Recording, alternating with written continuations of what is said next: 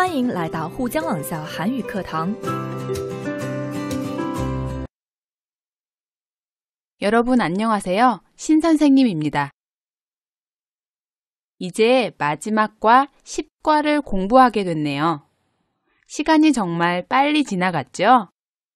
이 책을 모두 공부하시면 계속 공부하실 분도 계시고 어떤 분은 직접 한국에 가서 생활하거나 공부하실 수도 있을 겁니다. 그렇지 않으면 다른 외국어를 공부하거나 잠시 공부를 쉴 수도 있겠네요. 어떤 경우든지 여러분의 선택에 달려 있습니다. 우리는 매일 살면서 여러 가지 선택을 하면서 살아가죠. 여러분이 하시는 선택이 최선의 선택이 되었으면 좋겠습니다.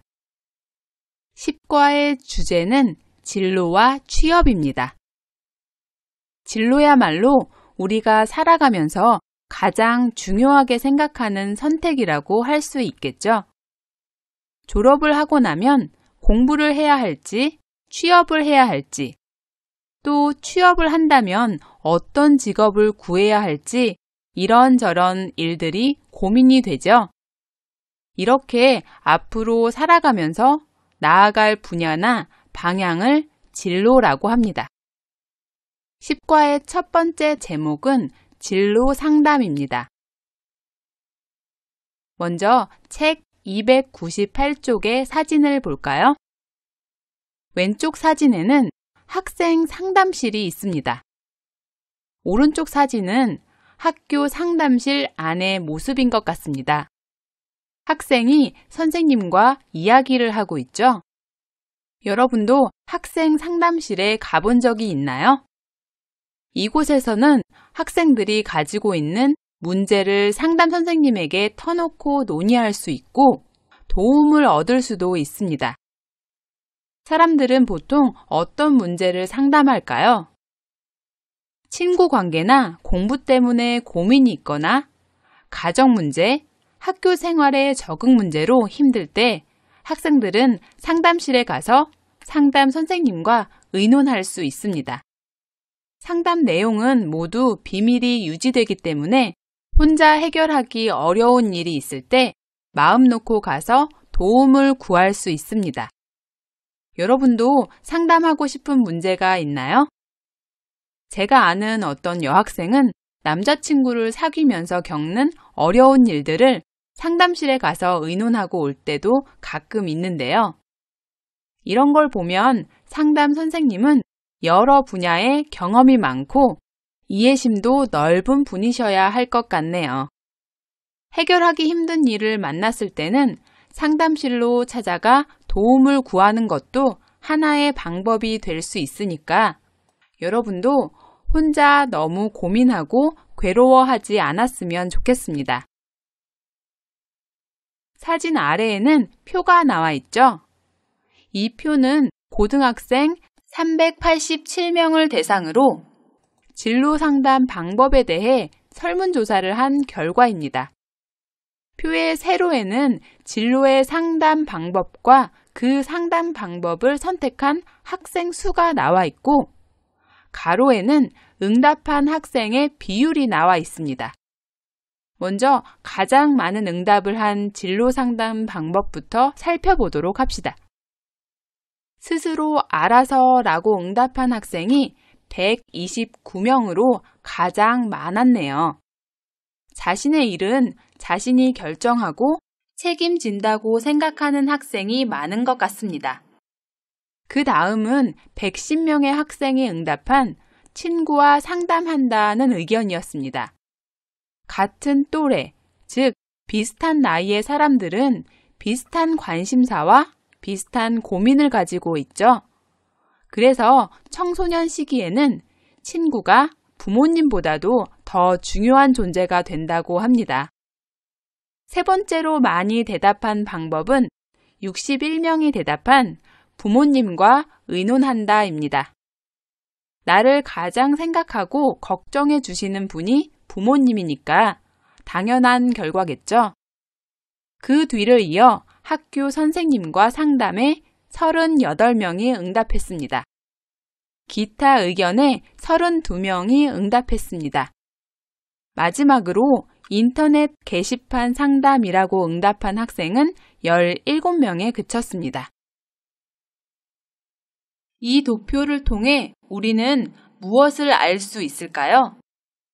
학교에 학생 상담실이 있지만 학생들은 여전히 고민이 있을 때 혼자 생각하고 혼자 결정하는 경우가 가장 많다는 것을 알 수 있습니다. 또 학교 상담실에 상담 선생님이 있는데도 친구나 부모님과 더 많은 상담을 한다는 것을 알 수 있습니다. 학생들이 학교에 상담실이 있다는 것을 잘 모르거나 상담실이 제대로 운영되지 않는 경우가 많은 것 같네요. 부모님이나 친구도 좋은 상담자가 될 수 있지만 많은 지식을 갖추고 경험이 풍부한 상담 전문 선생님에게 조언과 충고를 구하는 것도 좋은 방법이 될 수 있습니다. 학교나 회사에 상담실이 있다면 앞으로는 좀 더 관심을 가지고 보시면 좋겠습니다. 이번 대화는 영수 씨와 선생님 두 사람이 이야기를 나눕니다. 졸업한 영수 씨가 선생님을 만나 이런저런 이야기를 나누는데요. 어떤 내용의 대화를 나누는지 잘 생각하면서 들어보시기 바랍니다. 선생님, 감사합니다. 선생님들께서 많이 도와주신 덕분에 드디어 졸업을 하게 되었습니다. 어떤 때는 너무 힘들고 어려워 포기해버릴까 하는 생각도 했었어요. 이럴 때 고생 끝에 낙이 온다는 말을 쓸 수 있는 거죠. 그런데 졸업 후에는 뭘 할 거예요? 취직을 할 건가요? 아니면 계속 공부를 할 건가요? 실은 진학하지 않고 취직을 하기로 결정하기는 했는데 제가 입사하고 싶은 회사는 한국에서 손꼽히는 유명한 대기업이라 경쟁이 만만치 않을 것 같아요. 대기업은 연봉이 높고 복리후생이 잘 되어 있는 까닭에 취업 준비자들이 너도 나도 입사하려고 드니까요. 하지만 무엇보다도 자기가 정말 하고 싶은 일을 할 수 있고 아울러 자신의 능력을 충분히 발휘할 수 있는 곳인지 먼저 살펴봐야 해요. 그런 생각을 안 해본 것은 아니지만 아무래도 큰 조직에서 많은 경험을 통해 일을 배울 수 있는 대기업이 더 낫지 않을까요? 제 얘기는 무조건 대기업에 지원하지 말라는 얘기가 아니에요. 대기업만큼 안정적이진 않을지라도 도전적이며 자신을 발전시켜줄 가능성이 높은 중소기업이나 벤처기업으로도 한번 눈을 돌려보라는 거지요. 선생님 말씀을 듣고 보니 제가 너무 근시안적이었던 것 같네요. 이제부터는 어떤 회사가 저에게 가장 잘 맞는지 기업에 대한 구체적인 정보를 찾아봐야겠네요. 그러면서 그곳에서 필요로 하는 사람이 되도록 경쟁력을 높여 나가노라면 제 꿈을 이룰 수 있겠죠. 유익한 말씀 정말 고맙습니다.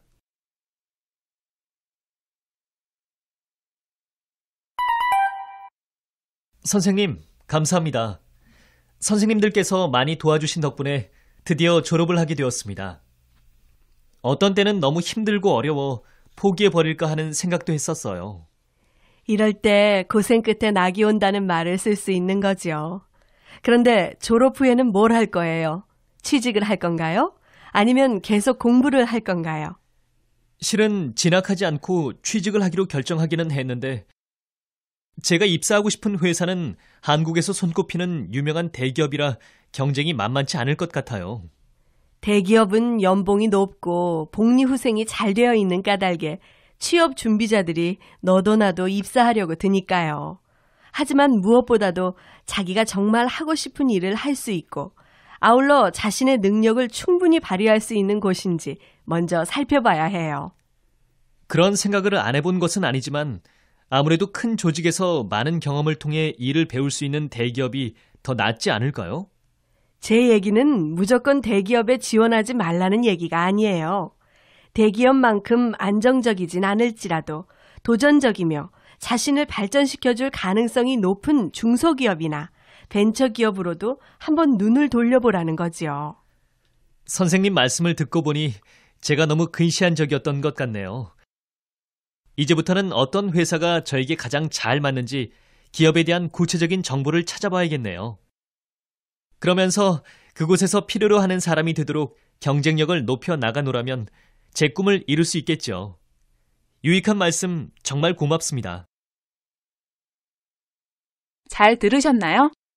그럼 영수 씨와 선생님의 대화를 확인해 보도록 하겠습니다.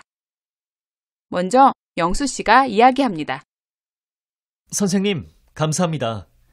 선생님들께서 많이 도와주신 덕분에 드디어 졸업을 하게 되었습니다. 졸업한 영수 씨가 선생님을 찾아가 감사의 인사를 드리고 있습니다. 여기에서 은, 니은 덕분에의 앞과 뒤에는 각각의 원인과 결과를 나타내는 내용이 옵니다. 주로 좋은 결과에 대한 원인을 나타낼 때 사용하는 문법입니다. 그래서 이 문장은 선생님들께서 많이 도와주셔서 드디어 졸업을 하게 되었다는 말입니다. 영수 씨가 계속 이야기합니다. 어떤 때는 너무 힘들고 어려워 포기해버릴까 하는 생각도 했었어요. 영수 씨는 공부를 할 때 아주 힘들었나 봐요. 영수 씨의 이야기를 듣고 선생님이 이야기합니다. 이럴 때 고생 끝에 낙이 온다는 말을 쓸 수 있는 거죠. 고생 끝에 낙이 오다는 한국 속담인데요. 어려운 일이나 힘든 일을 겪은 후에는 반드시 즐겁고 좋은 일이 생긴다는 말입니다. 고생 끝에 낙이 온다라는 말과 같은 의미의 사자성어가 있는데요. 바로 고진감래입니다. 고진감래는 고진, 즉 쓴 것 또는 괴로운 것이 끝나면 감래, 즉 단 것 또는 즐거운 것이 온다는 말입니다. 여러분도 모두 아시는 말이죠? 선생님이 영수에게 질문합니다. 그런데 졸업 후에는 뭘 할 거예요? 취직을 할 건가요? 아니면 계속 공부를 할 건가요? 선생님은 영수 씨에게 졸업 후에 공부를 할 건지 취직을 할 건지, 즉 졸업 후의 진로에 대해서 질문을 하고 있네요. 졸업 후 진로를 묻는 선생님에게 영수 씨가 대답합니다. 실은 진학하지 않고 취직을 하기로 결정하기는 했는데 제가 입사하고 싶은 회사는 한국에서 손꼽히는 유명한 대기업이라 경쟁이 만만치 않을 것 같아요. 여기에서 실은은 실제로는 또는 사실대로 말하자면 이라는 의미입니다. 입사하다는 회사에 취직하여 들어가다라는 의미입니다. 또 대기업은 큰 돈을 다루면서 시설의 규모가 아주 크고 사원도 매우 많은 큰 기업을 말합니다. 또 대기업보다 상대적으로 규모가 작은 기업은 중소기업이라고 합니다. 손꼽히다는 많은 것들 가운데 뛰어나다고 여겨지다 또는 많은 것들 중에서 그 수가 적다고 여겨지다는 의미의 동사입니다. 여기에서는 한국에서 손꼽히는 유명한 대기업이라고 했는데요.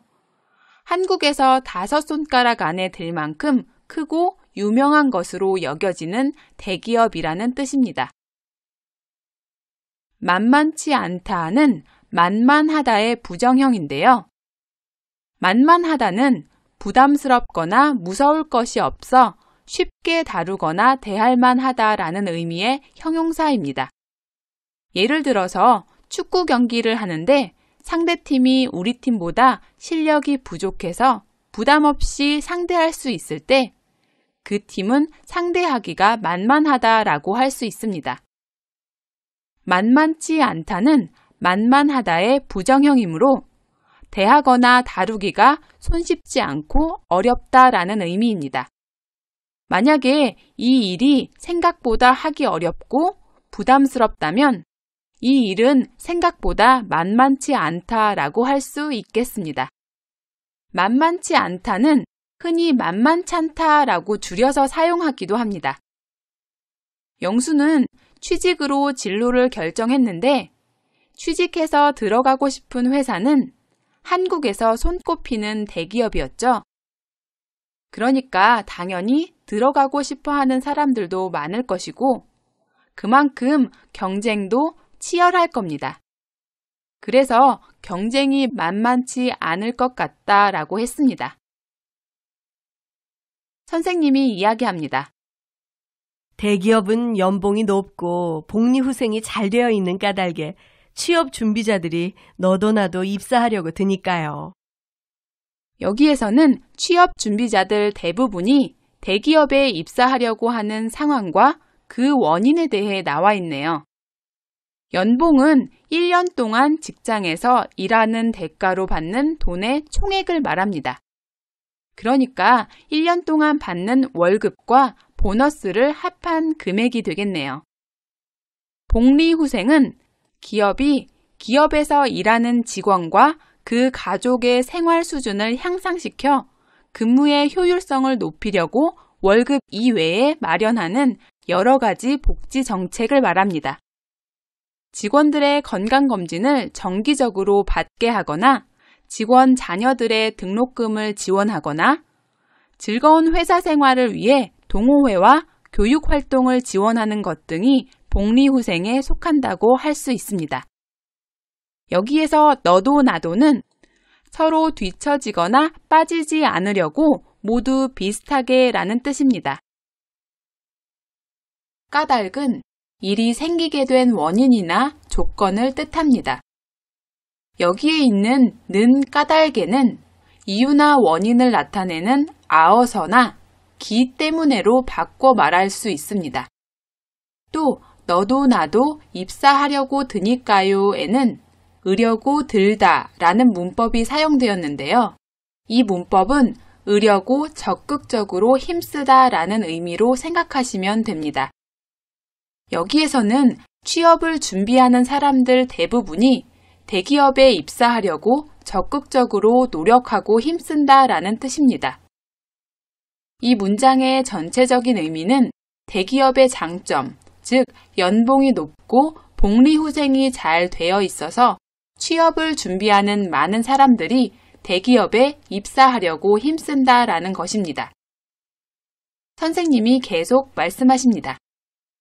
하지만 무엇보다도 자기가 정말 하고 싶은 일을 할 수 있고 아울러 자신의 능력을 충분히 발휘할 수 있는 곳인지 먼저 살펴봐야 해요.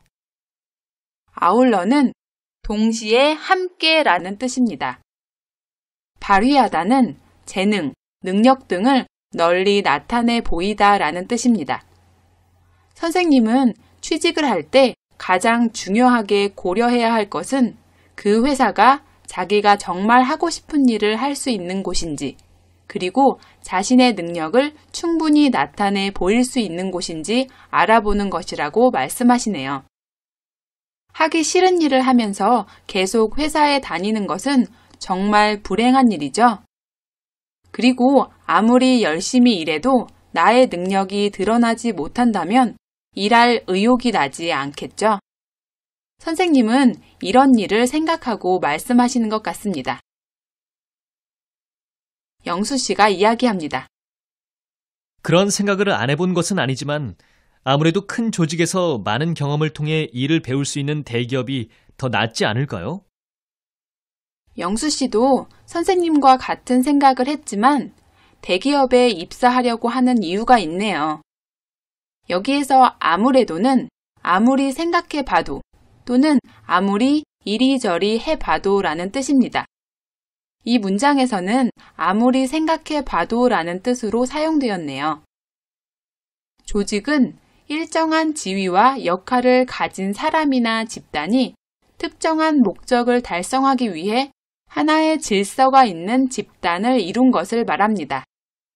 학교는 교육을 위한 조직이고 일반 회사는 이익을 내기 위한 조직이라고 말할 수 있겠죠. 영수 씨는 큰 조직에서 많은 경험을 통해 일을 배울 수 있는 대기업이 중소기업보다 더 좋을 것 같아서 대기업에 입사하려고 한다는 것입니다. 선생님께서 말씀하십니다. 제 얘기는 무조건 대기업에 지원하지 말라는 얘기가 아니에요. 무조건은 이런저런 조건을 따지지 않고라는 의미입니다. 지원하지 말라는 얘기가 아니에요에서 지원하지 말라는은 지원하지 말라고 하는의 줄임말입니다. 선생님이 계속 말씀하십니다. 대기업만큼 안정적이진 않을지라도 도전적이며 자신을 발전시켜줄 가능성이 높은 중소기업이나 벤처기업으로도 한번 눈을 돌려보라는 거지요. 여기에서 도전적이다는 피하지 않고 바로 맞서 나름대로의 태도나 행동을 보이다라는 뜻입니다. 예를 들어 도전적인 성격은 두려워하지 않고 새로운 것을 해보려고 하는 성격을 말합니다. 벤처기업은 전문 지식과 새로운 기술을 가지고 창조적이고 도전적인 경영을 하는 중소기업으로 보통 컴퓨터의 소프트웨어 분야 등에 많이 나타나는 기업입니다. 눈을 돌리다는 관심을 다른 쪽으로 향하다라는 의미입니다. 선생님은 무조건 대기업에 가지 말라는 것이 아니라 괜찮은 중소기업이나 벤처기업에도 관심을 가지라는 말씀이시네요. 선생님의 말씀을 듣고 영수 씨가 이야기합니다. 선생님 말씀을 듣고 보니 제가 너무 근시안적이었던 것 같네요. 여기에서 근시안이라는 말이 나왔는데요. 여러분 중에도 눈이 안 좋아 안경을 쓰고 있는 분이 계신가요? 보통 가까운 곳은 보이는데 먼 곳에 있는 것이 안 보이는 증상을 근시라고 합니다. 반대로 가까운 곳은 안 보이고 먼 곳이 보이는 증상은 원시라고 하죠. 여기에서의 근시안은 눈앞의 일에만 집착해서 먼 앞날의 일을 예상할 수 있는 지혜가 없거나 생각이나 의견이 좁은 것을 비유적으로 말한 것입니다. 그러니까 근시안적이다라는 것은 일의 앞날이나 사물의 전체를 파악하지 못하고 눈앞의 작은 일에만 사로잡혀 있다라는 의미가 됩니다. 영수 씨는 자신의 능력을 발휘할 수 있는 중소기업이나 벤처기업도 많은데 무조건 대기업이 좋을 거라고 생각하고 지원하려고 했던 자신의 생각이 깊지 못하고 좁았다고 생각하고 있습니다. 영수 씨가 계속 이야기합니다. 이제부터는 어떤 회사가 저에게 가장 잘 맞는지 기업에 대한 구체적인 정보를 찾아봐야겠네요. 그러면서 그곳에서 필요로 하는 사람이 되도록 경쟁력을 높여 나가노라면 제 꿈을 이룰 수 있겠죠. 유익한 말씀 정말 고맙습니다. 영수 씨가 앞으로 어떤 회사가 자신에게 잘 맞는지 구체적으로 찾아보겠다는 결심을 하네요. 여기에서 경쟁력은 상대와 경쟁하여 참고 견디거나 이길 수 있는 힘입니다. 경쟁력을 높여 나가노라면에서 노라면이라는 문법이 나왔는데요. 이 문법은 다가 보면과 바꿔 쓸 수 있습니다. 그래서 경쟁력을 높여 나가다가 보면 또는 계속 경쟁력을 높여 나간다면 정도로 이해하시면 될 것 같습니다.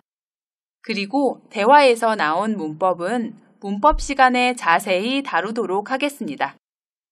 앞으로 영수 씨는 기업의 구체적인 정보와 자신의 능력, 꿈을 비교하면서 취업 활동을 할 것 같습니다. 여러분도 무조건 남들이 많이 하는 일을 따라가기보다는 정말 자신이 하고 싶은 일이 무엇이며 나의 능력은 어떤지 객관적으로 생각해 보시고 자신에게 맞는 회사를 찾으시기 바랍니다. 자, 그럼 연습 문제를 같이 볼까요? 여러분이 먼저 해보세요.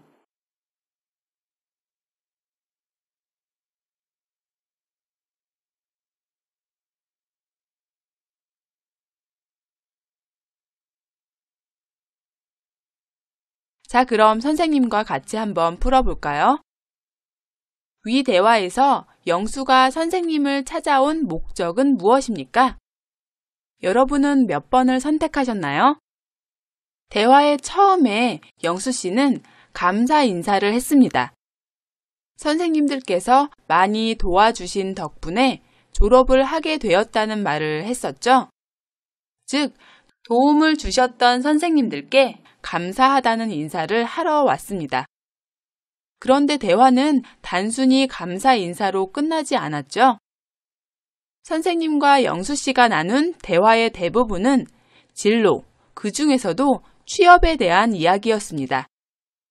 선생님은 영수 씨에게 졸업 후에 공부를 계속할지 취업을 할지 물으셨고, 영수 씨는 취직을 생각한다고 대답했습니다. 이런 영수 씨에게 선생님은 무조건 대기업만 생각하지 말고 능력을 발전시켜줄 가능성이 높은 중소기업이나 벤처기업에도 눈을 돌려보라고 조언하셨죠. 인사 뒤의 대화 내용은 취업 상담이라고 할 수 있겠습니다. 그래서 정답은 바로 4번 인사도 하고 취업 상담도 하려고입니다. 자, 그럼 다음 문제도 볼까요? 이 대화에서 말하는 대기업과 중소기업의 장단점을 이야기해 보십시오. 먼저 대기업의 장점에 대해 말해 볼까요? 선생님은 대기업은 연봉이 높고 복리후생이 잘 되어 있는 까닭에 취업 준비자들이 너도 나도 입사하려고 든다라고 말씀하셨습니다. 여기에서 대기업의 장점을 찾을 수 있겠죠? 또 영수는 큰 조직에서 많은 경험을 통해 일을 배울 수 있는 대기업이 낫지 않겠냐는 말을 했습니다. 선생님과 영수 씨의 말에서 대기업의 장점을 찾으면 연봉이 높다, 복리후생이 잘 되어 있다, 큰 조직이라 많은 경험을 할 수 있다라고 쓰시면 되겠네요. 그럼 대기업의 단점은 어디에서 찾을 수 있을까요? 네, 영수 씨가 자신이 입사하고 싶은 회사는 한국에서 손꼽히는 유명한 대기업이라 경쟁이 만만치 않을 것이라고 이야기했죠. 그래서 단점은 경쟁이 만만치 않다라고 쓰시면 되겠습니다. 그럼 이번에는 중소기업의 장점과 단점을 찾아볼까요? 중소기업에 대해서는 주로 선생님이 말씀하셨죠? 선생님은 영수 씨에게 대기업만큼 안정적이진 않을지라도 도전적이며 자신을 발전시켜줄 가능성이 높은 중소기업이나 벤처기업으로도 눈을 돌려보라고 조언하셨습니다. 그래서 중소기업의 장점으로는 도전적이다, 자신을 발전시켜줄 가능성이 높다라고 쓰시면 되겠습니다. 반대로 단점은 어떻게 쓰셨나요? 안정적이지 않다라고 쓰시면 되겠죠? 자, 그럼 마지막 문제를 보시겠습니다. 여러분이 하고 싶은 일에 대해 보기와 같이 이야기해 보십시오. 이 문제는 여러분이 앞으로 하고 싶은 일에 대해서 말해보는 겁니다. 특별한 형식은 없는데요. 먼저 보기를 볼까요? 저는 광고 회사에 들어가서 아이디어로 승부하는 카피라이터나 광고 기획자가 되고 싶은데요. 여기에서 아이디어는 어떤 일이나 창작의 중요한 시작이 되는 생각을 말합니다. 승부하다는 다른 사람과 능력이나 실력으로 이기고 지는 것을 가르다라는 의미입니다. 또 카피라이터는 광고에 나오는 글이나 말을 만드는 사람을 의미합니다. 광고 기획자는 광고하는 일을 계획하고 짜는 사람입니다. 다른 광고와 구분되는 좋은 광고를 만들려면 좋은 아이디어를 많이 가지고 있어야겠죠. 이 문장에서는 하고 싶은 일을 먼저 말하고 그 일을 하는 사람, 직업을 뒤에 말했습니다.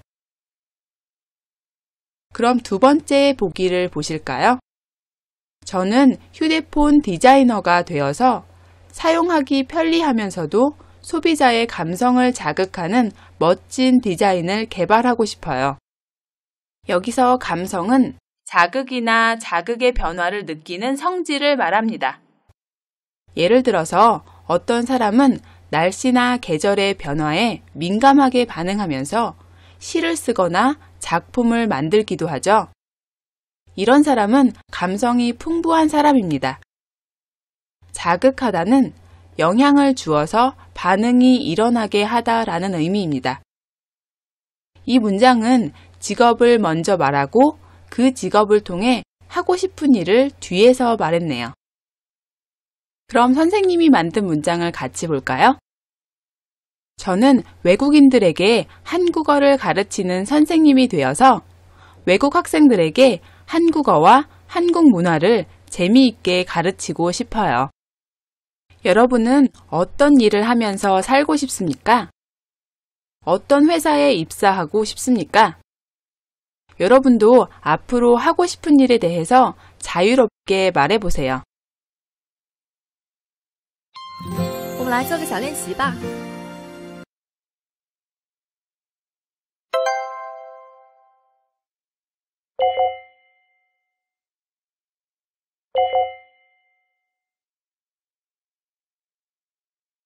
자, 여러분, 오늘은 여기까지 공부하겠습니다. 오늘도 수고 많으셨습니다. 여러분, 다음 시간에 또 만나요.